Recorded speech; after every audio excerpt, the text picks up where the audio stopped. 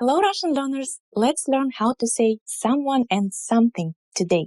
As usual, in Russian, it's not that simple, but follow my explanation, make notes, make your own examples, and you won't have any problems with these words in Russian.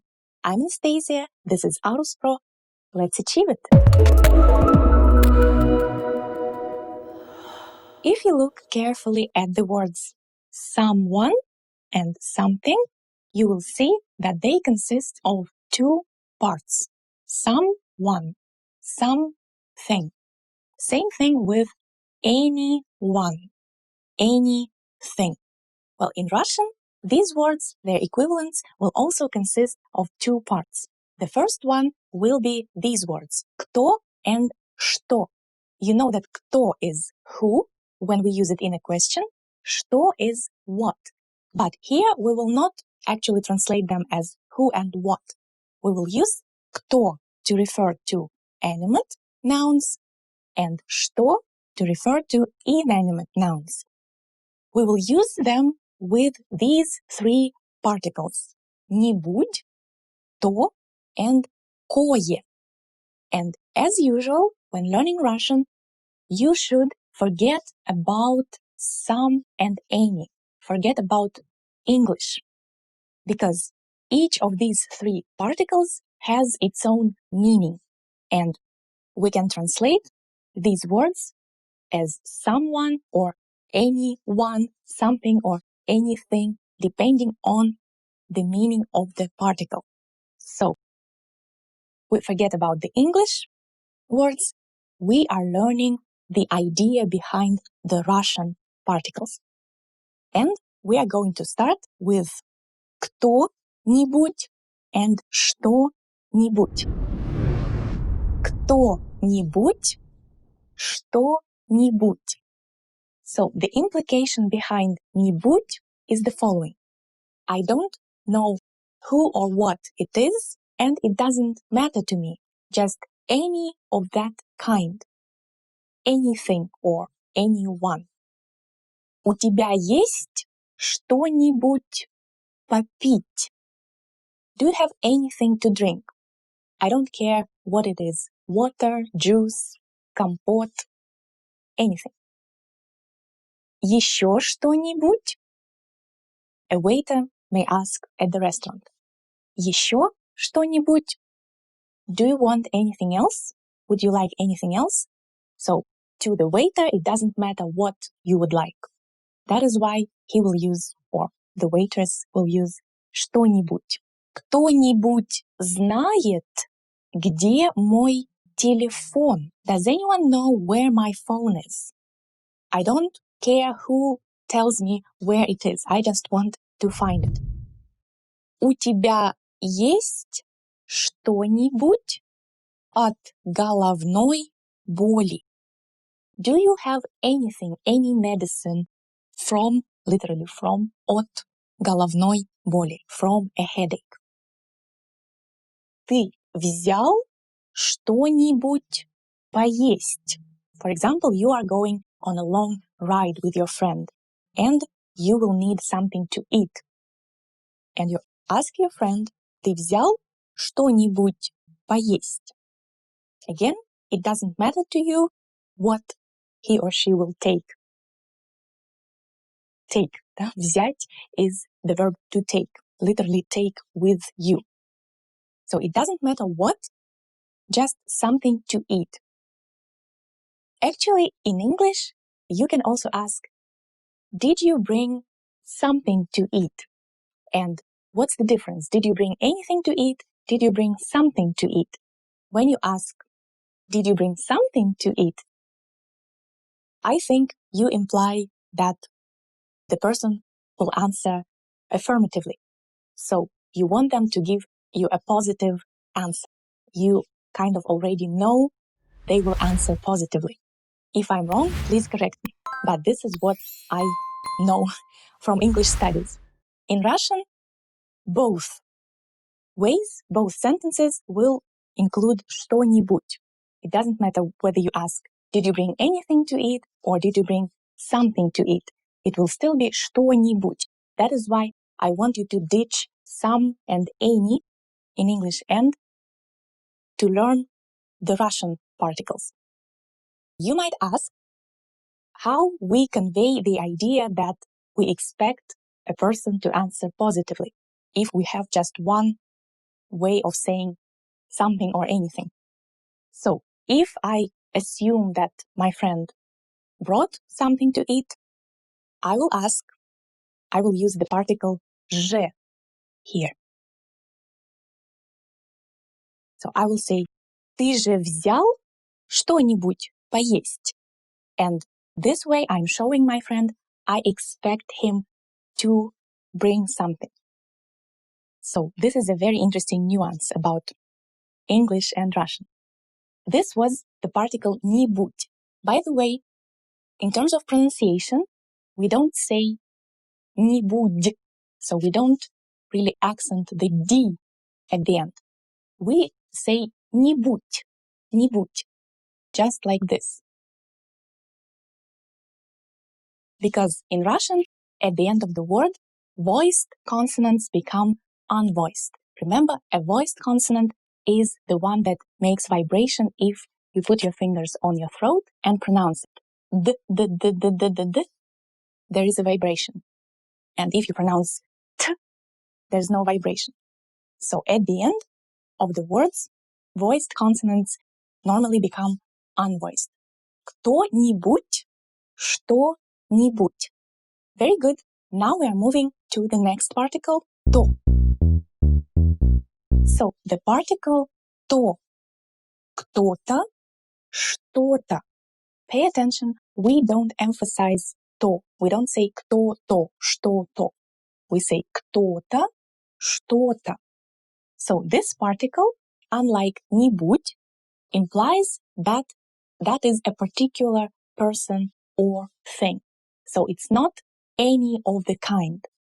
It's a particular person or thing, but I don't know who or what it is. Maybe I don't remember. And maybe I don't know, but it's kind of bothering me. I want to find out. I wish I knew who or what it was. Let's take a look at the examples. Кто-нибудь звонил? Да, кто-то звонил, но повесил трубку. So, in the question, we have кто-нибудь, anyone. Did anyone call while I was away, for example? When I was away and then I came back home and I asked, кто-нибудь звонил? I don't care who, so anyone. I want to know if there were any calls at all. And my mom, for example, may say, да, кто-то звонил, но повесил трубку. So, that is a particular person. He or she called, but then hung up. And my mom doesn't know who this was. So, she will use кто-то. Next example. Вы что-то сказали? You can use this question to ask a person when you didn't hear what they said, right? Or it seemed to you they said something, but you are not sure. You don't know what they said. That is why you use что-то, but this is a particular thing. And it's bothering you, you want to find out what they said. Вы что-то сказали? Кто-то должен за это ответить. Someone has to take the responsibility for this. For example, imagine that, a forest has been cut without sanctions, illegally. And someone has to be punished for this. So кто-то, a particular person, but we don't know who this is, and we want to find out. Там что-то случилось. Something happened there. Again, we don't know what happened, but we want to find out. Что-то случилось. These questions can be asked when playing a game. For example, you have, or someone has something in a box, and others should guess, should find out what this is, the object in the box. Это что-то большое, что-то съедобное. So again, we don't know what it is, and we want to find out. And since we don't know what it is, we don't know the gender of this noun. So for us, it's an abstract, neutral thing. Что-то большое. Neutral ending. Что-то съедобное. Very good. That was что-то. We don't know what or who it is. We want to find out. It's bothering. And it's a particular person or thing. Now let's move on to the third particle. Кое. Кое-кто, кое-что. Pay attention that we put кое before the words кто and что. And the meaning of this particle is I know who or what it is, but I'm not telling you yet. I want to intrigue you. Кое-кто. Here, the pronunciation is very interesting because we have actually kind of two emphasis, two stresses here. Кое, кое-кто. So here we have a little emphasis and then we have the main emphasis. Кое-кто, кое-что. Let's look at the examples. Кое-кто звонил. Кто? So imagine that you're a girl and you had a row with your boyfriend. And then you come home and your mom or your roommate, whoever, tells you that кое-кто звонил. So your boyfriend called, but you don't know that yet. Your mom knows it and she wants to intrigue you. Someone called, or we can also translate it as guess who called. So кое-кто. She knows who this is, but she wants to keep it a secret for a second. And number 2, у меня есть кое-что для тебя. I have something for you, but I'm not telling you yet. Это сюрприз, right? That's a surprise. Кое-что. Кое-что случилось. Что? So again, I know what happened, but I don't want to tell you yet. I want to prepare you with this phrase that then I will say something, maybe something bad happened.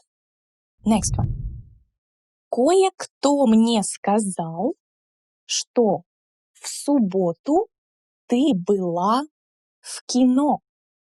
Someone told me that on Saturday you were at the movies and you should have been at home studying for an exam. I don't want to disclose the name of the person who told me that. That is why I use кое-кто. Я должен тебе кое-что сказать. You can start a confession with this phrase. Of course, if you are a man, я должен. If you are a woman, you would say я должна тебе кое-что сказать.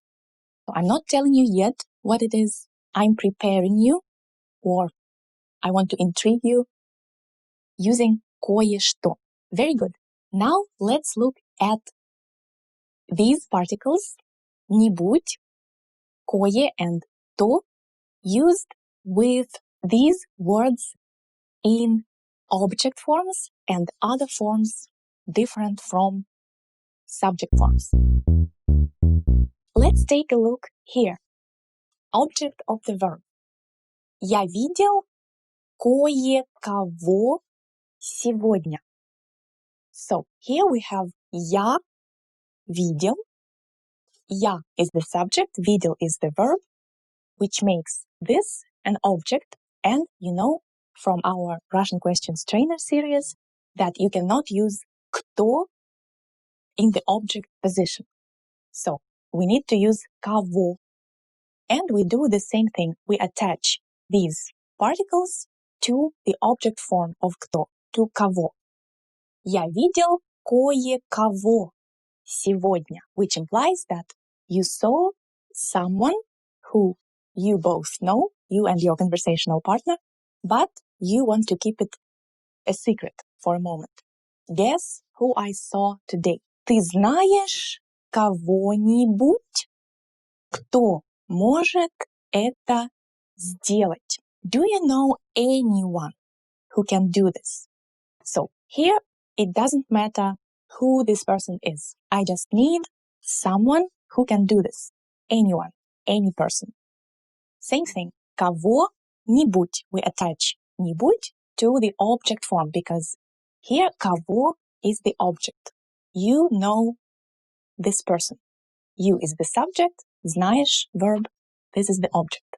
The next line is an interesting line because it's a title of a song from a very famous Soviet movie, служебный роман, office romance.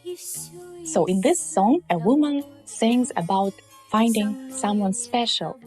She doesn't have anyone, she doesn't have a boyfriend, a husband, so she wants to find someone special. And this line goes like this. Где найти кого-то?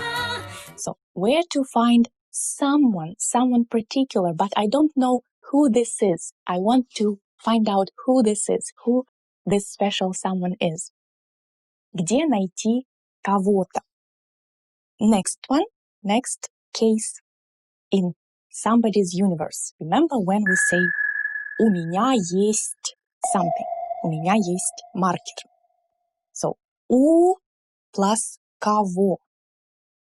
У кого-нибудь есть вопросы? Does anyone have questions? Again, it doesn't matter who has questions. I want to hear these questions, right? Whoever asks them. Я слышал, что кое у кого завтра день рождения. Imagine that your friend didn't tell you that tomorrow is his or her birthday, but you found it out somehow. Someone else told you. And you let your friend know that you actually know he or she has a birthday tomorrow. So you imply that you know who this person is who has a birthday tomorrow. Я слышал, что кое у кого завтра день рождения. Here, since кое always precedes the pronouns, we put у before кое and the pronoun because both of them precede the pronoun. This is the word order that we use. Кое у кого. And the last one, the of case, чего. We talked about it in the very last episode of Russian Questions Trainer. So, the of case, a part of something. Remember? For example, хочешь чего-нибудь холодного?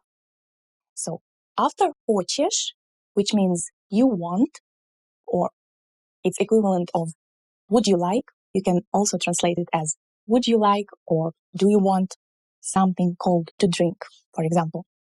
So after хочешь, we sometimes use the partitive form.